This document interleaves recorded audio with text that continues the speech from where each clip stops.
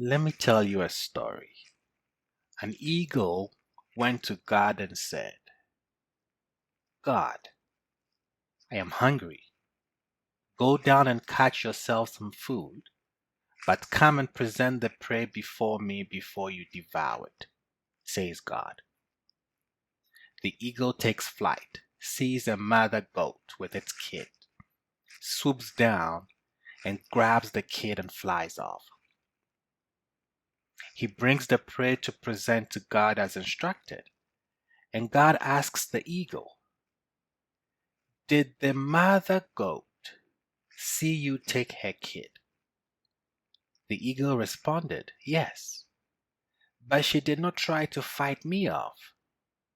Rather, she turned her eyes, looked up to the sky towards you, and said, Mau. God tells the eagle, take the prey back to the mother and find another prey.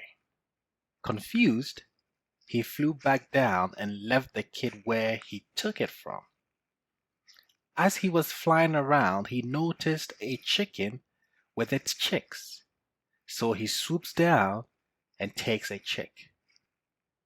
He brings the prey before God again, and the same conversation ensued. Did the mother of the chick see you take it? Yes, says the eagle. The mother fought so hard that it nearly removed one of my eyes. I'm actually hurt.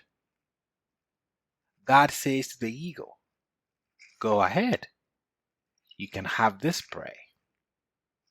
Confused, the eagle asks, God, why did you have me take the other prey back to the mother?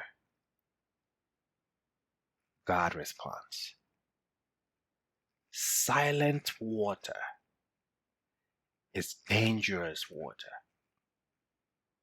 Beware of silent dogs and still waters. Silence in a woman is like speech in man.